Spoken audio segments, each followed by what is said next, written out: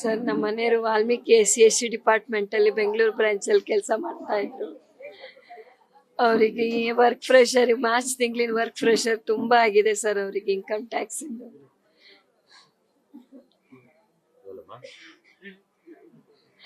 ಆದ್ರೆ ಅವ್ರ ಮನೇಲಿ ಯಾವುದೇ ಇದನ್ನ ಅವ್ರು ಹೇಳ್ಕೊಂಡಿಲ್ಲ ಸರ್ ಮನೇಲಿ.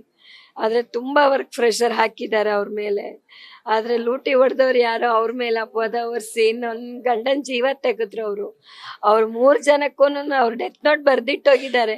ಅವ್ರ 3 ಜನಕ್ಕೂ ಶಿಕ್ಷೆ ಆಗ್ಬೇಕು, ನನಗೂ ನ್ಯಾಯ ಸಿಗ್ಬೇಕು, ನನ್ನ ಗಂಡನ ನ್ಯಾಯ ಸಿಗ್ಬೇಕು. ಯಾಕಂದ್ರೆ ತುಂಬಾ ನಿಯತ್ತಿನ ಮನುಷ್ಯ ಅವರು.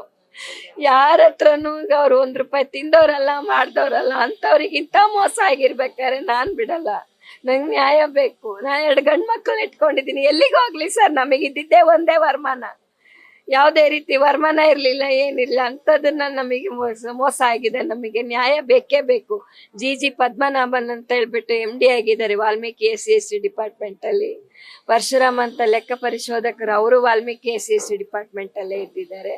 ಆಮೇಲೆ ಸುಷ್ಮಿತಾ ಸೇನ್ ಅಂತ, Sushmita union bank head office ಶಾಖೆ, ಅವಳಿಗೂ ಅನ್ಯಾಯ. ನನಗಾಗಿರೋದು ಅವಳಿಗೇನಿಲ್ಲ, ಅವಳಿಗೂ ಶಿಕ್ಷೆ ಆಗ್ಬೇಕು. ಯಾಕಂದ್ರೆ ಸುಮ್ಮನೆ ಅಲ್ಲ, ಹುಡುಗಾಟ ವಿಷಯ ಅಲ್ಲ. ಸರ್ಕಾರ ದುಡ್ಡು ತಿಂದವ್ರು ಯಾರು ಅನುಭವಿಸಿದ್ದು ಯಾರು ಸರ್? ನನ್ನ ಗಂಡನ ಜೀವ ಹೋಯ್ತು. ಅವ್ರು 6 ಪೇಜ್ ನೋಟ್ ಬರ್ದಿ, ಡೆತ್ ನೋಟ್ ಬರ್ದಿಟ್ಟಿದ್ದಾರೆ. ಯಾರಿಗೆ ಉತ್ತರ ಕೊಡ್ಲಿ ಸರ್? ನನ್ನ 2 ಮಕ್ಳು ಎಲ್ಲಿಗೆ ಹೋಗ್ಬೇಕು? ನ್ಯಾಯ ಬೇಕು ನನಗೆ. ನನ್ ಗಂಡನ ಸಾವಿಗೆ ನ್ಯಾಯ ಬೇಕು.